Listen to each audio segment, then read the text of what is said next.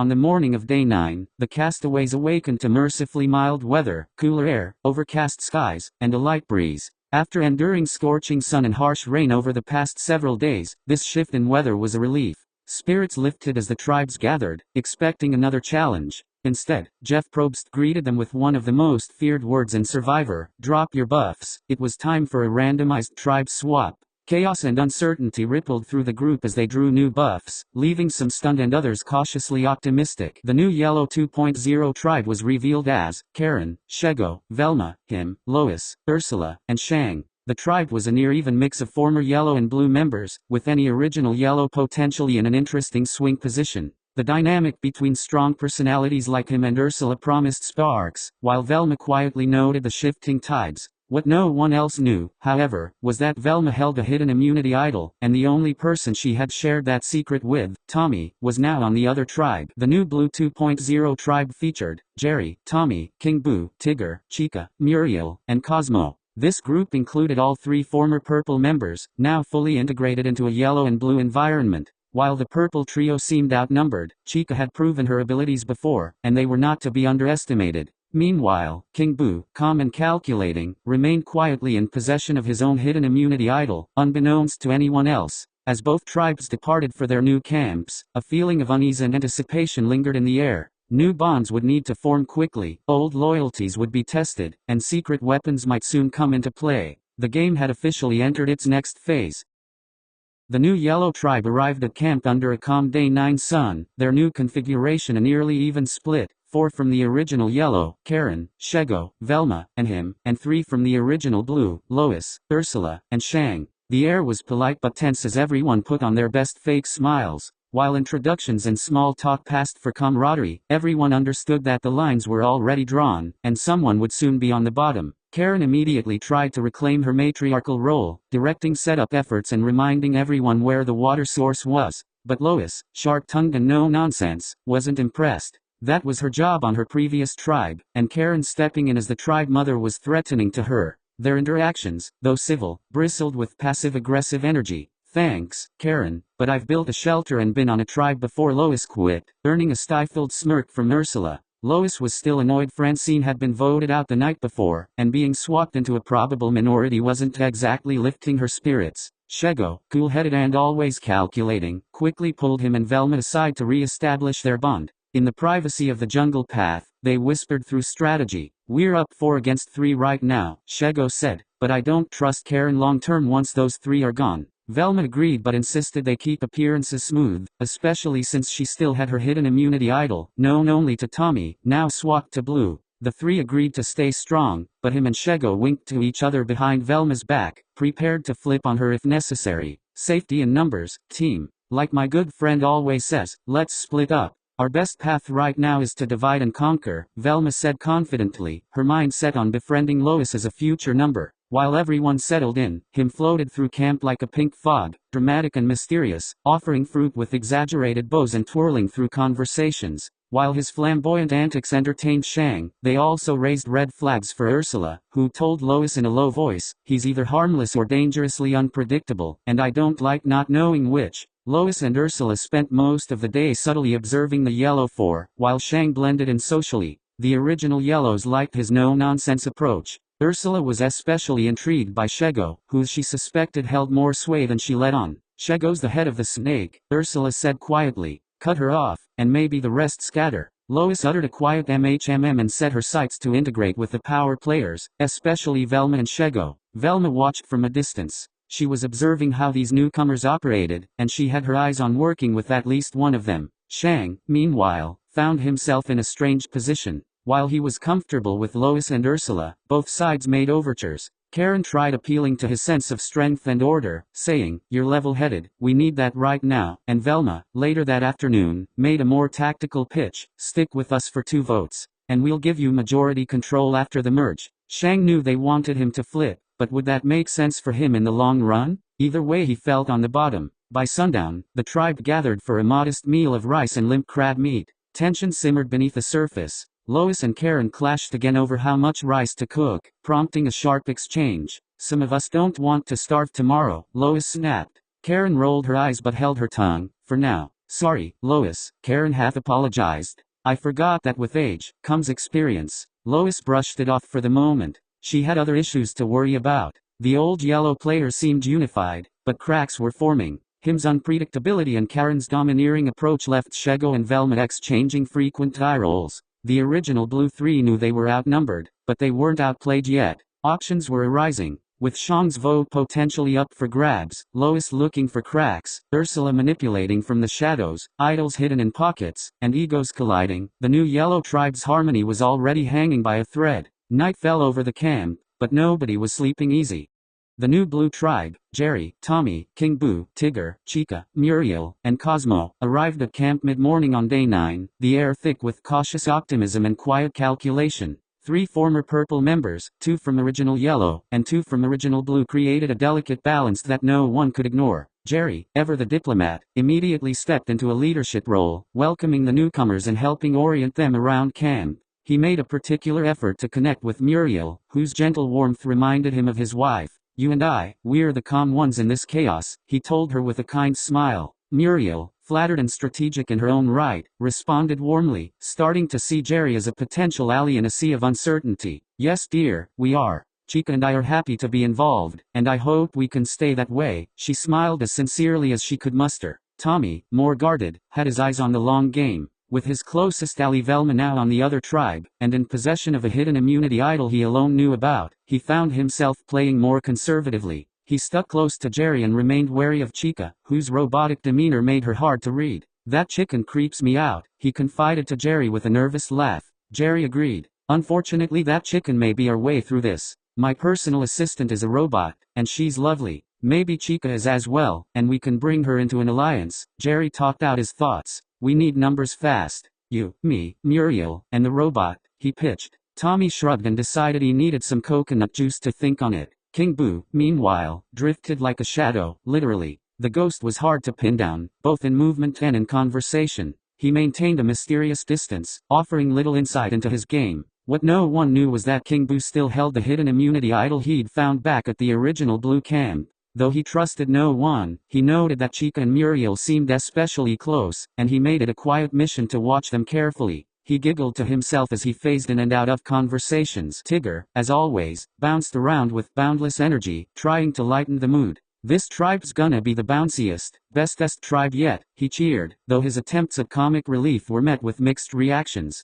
Tigger was trying to cover up his sadness from having to vote out his buddy Francine last night. But Tigger is a man of his word, and he agreed to Shang that he would vote Francine. Either way, nothing like a little bouncing to help ease a cartoon's anxiety. Cosmo, for one, adored Tigger instantly, the two bonding over nonsense jokes and shared childlike wonder. Cosmo felt like he may have met someone who he could actually befriend for the first time in this game. Do you think the moon is a giant potato? Cosmo asked. Only one way to find out, Tigger responded. They spent hours chasing imaginary moon potatoes, while everyone else exchanged weary glances. Chica remained as unreadable as ever, her robotic gaze unsettling and her speech mechanical. She mostly stayed near Muriel, who often acted as a kind of translator for her. Despite her stoic silence, Chica observed everything, every side glance, every alliance forming, every misstep. Her allegiance to Muriel remained firm, but the rest of the tribe was a puzzle she was already calculating. Chica noted to Muriel that statistically they were in a good position, but Muriel seemed more nervous. By late afternoon, strategy began bubbling beneath the surface. Jerry quietly pitched to King Boo and Tigger, hoping to reforge old blue-yellow ties and take out a purple. But King Boo, while nodding, gave no clear commitment. He could tell Jerry was playing all sides. Tigger agreed, and then immediately forgot when he saw Tommy approaching and the two set off to build a sand castle. Meanwhile, Chica and Muriel tried to pull Cosmo back into their fold, reminding him of their shared purple roots. Cosmo agreed, saying as long as Tigger is safe he'll vote out his favorite ladybug. Muriel patted him on the head, chuckling at his childlike energy. Chica agreed, but only to keep Cosmo tame. Neither Tigger nor Cosmo were long-term allies in her mind. King Boo approached Chica in the late afternoon to pick her brain, but when he got close he felt something was off. Something that reminded him of another realm. Something ghostly, but he couldn't put his metaphorical finger on it. He suddenly wanted to avoid Chica as much as possible. Too much spiritual energy, and Survivor wasn't the place he wanted to deal with that. Far too many enemies in the spirit realms. He quickly retreated to camp for more espionage. As the sun set, the new blue tribe sat together by the fire, smiling, laughing, and eating, but behind every glance, a game was already being played. The sun beamed down on day 10 as the two newly swapped tribes approached the sandy arena, greeted by the sight of a full-sized volleyball court and a net strung tight between two posts. Jeff Probst stood grinning at the center line. "Today's challenge is simply Survivor Volleyball," he announced. "First tribe to 30 points wins immunity. Losing tribe goes to Tribal Council." The Yellow Tribe, Karen, Shego, Velma, Kim, Lois, Ursula, and Shang, lined up with focused determination, already buzzing with competitiveness. On the Blue Tribe, Jerry, Tommy, King Boo, Tigger, Chica, Muriel, and Cosmo, there was a mix of excitement and concern, especially from the more physically reserved players like Muriel and Cosmo. From the first serve, it was clear the challenge would be chaotic fun with moments of unexpected skill. Shang served first for Yellow, sending a rocket over the net. It was barely dug up by Tommy, who passed to Jerry, who set it for Tigger, who missed entirely and belly flopped into the sand. The Yellow Tribe took the first point. Shego proved to be a volleyball beast, leaping high for spikes and blocking nearly every return.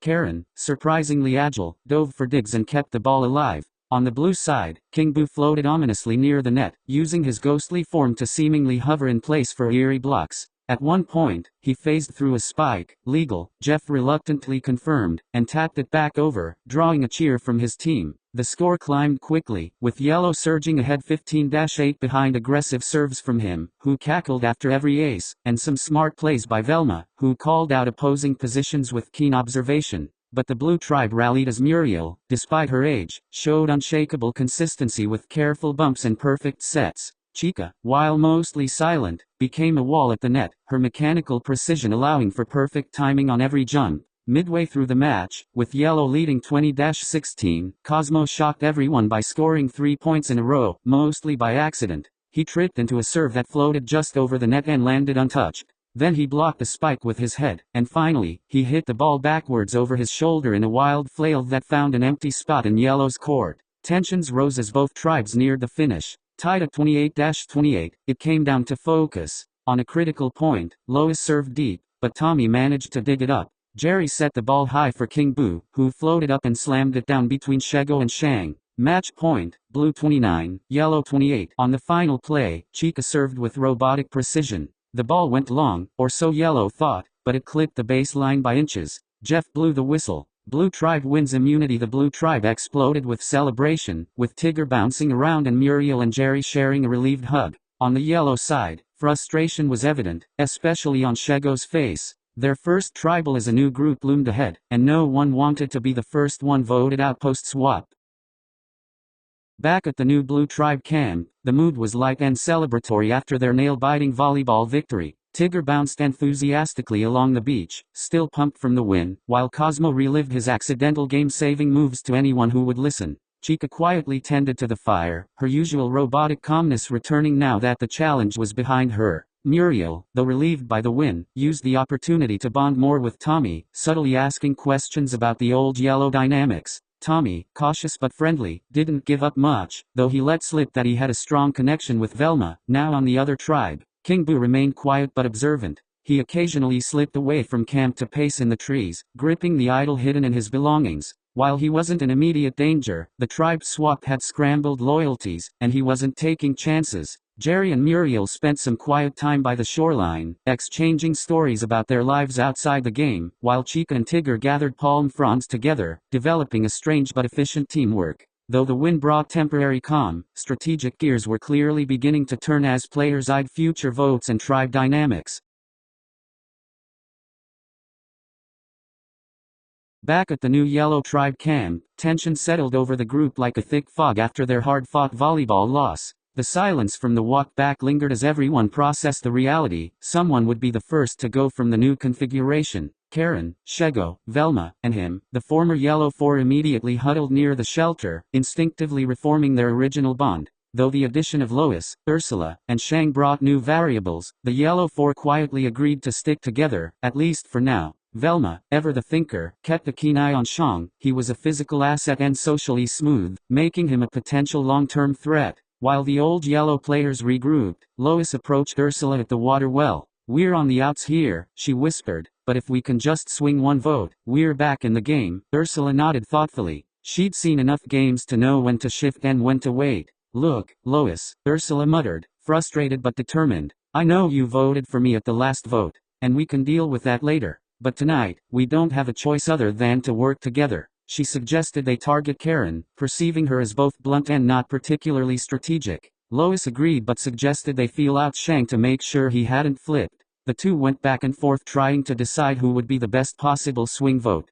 They settled on Velma or Shego, and set off on their mission to get the numbers. Meanwhile, Shang found himself caught in the middle. He'd built trust with Lois and Ursula during the early blue days, but now faced the tight-knit yellow four. Sitting on the edge of the fire pit, he quietly listened as Karen discussed challenge performance, subtly criticizing Ursula's court presence. Shang nodded, but inwardly, he clocked how Karen's directness could work against her. Later, he joined Velma at the well. She probed gently, "Do you feel good about where you stand?" Shang he gave a non-committal answer, but Velma saw right through it. "If you're with us, it's 6 strong going forward," she offered. He didn't confirm, but his silence spoke volumes. That afternoon, Shego took Ursula on a walk to gather firewood, trying to extend an olive branch. Shego, though brash and sarcastic, was smart enough to know they couldn't steamroll everyone. She joked about the loss, took jabs at him's enthusiasm during the challenge, and subtly floated the idea of working together in the future. Ursula played along, but once they were out of earshot, she later warned Lois, "She's dangerous. She's feeling me out."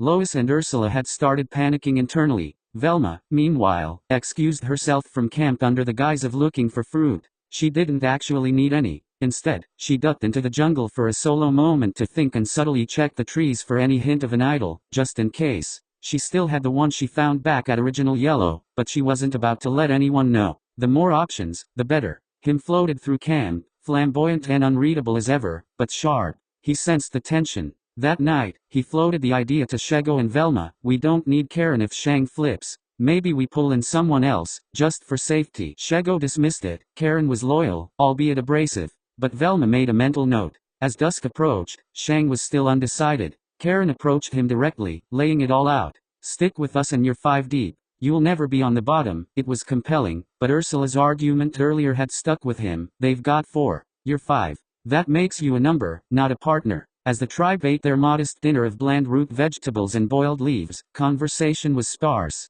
Lois pitched her final case to Karen while she watched Shang carefully, hoping their old bond from Blue still meant something. Ursula, sitting cross-legged by the fire, stared into the flames, her mind racing through vote scenarios. Velma whispered to Shego and him, "We need to be ready in case she flips. I have something in my back pocket." She didn't say what, but the implication was clear. If worse came to worst, she had an idol, and she was willing to use it. As the sun disappeared over the ocean, the vibe around camp turned stone cold. 7 players, 3 old tribes, countless shifting alliances, and only one certainty: someone was going home tonight.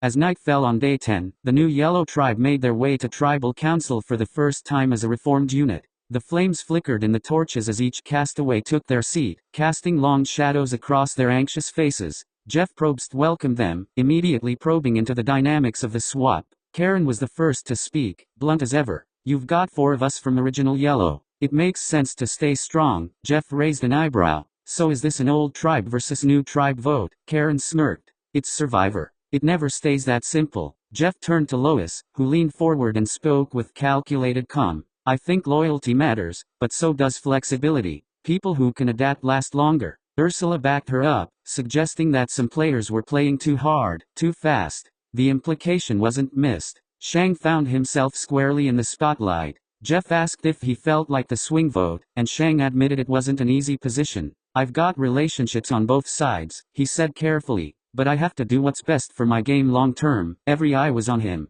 Shego rolled her eyes slightly, whispering something to Velma. Him chuckled ominously. Velma stayed stone-faced, but alert. When the conversation turned to challenge performance, Karen was again on the defensive. "I've never pretended to be the biggest asset, but loyalty and strength aren't the same thing." Lois countered, "Sometimes loyalty without awareness is a liability, and on that, I think it's time to put pen to parchment." The castaways rose, cast their votes in the booth, some with decisive confidence, others with furrowed brows and whispered justifications, and returned to their seats. Jeff returned with the votes. If anyone has a hidden immunity idol and would like to play it, now would be the time to do so. Shego subtly glanced around, but no one moved. I'll read the votes. First vote, Ursula. Ursula rolled her eyes. Second vote, Ursula. Third vote, Ursula. That's 3 votes Ursula. Next vote, Karen. That's 3 for Ursula, and 1 for Karen. Fifth vote, Karen. Sixth vote, Karen. Karen shifted uneasily. Lois gritted her teeth. Ursula scowled. 3 votes Karen, 3 votes Ursula, 1 vote left. Fifth person voted out of Cartoon Survivor Season 1, Ursula. That's 4 votes. That's enough. You need to bring me your torch. Ursula got up slowly and grabbed her torch with a monstrous frown on her face. She said nothing as she approached Jeff. Ursula, the tribe has spoken. She walked out silently, fuming with anger and bitterness. Jeff turned to the remaining group. Well, looks like old tribe lines determined the vote tonight, but with so much game left to play anything can happen. Have a good night. Head on back to camp. The group rose and walked out slowly, ready for bed after a long day. The walk back to camp was somber, but the game was afoot.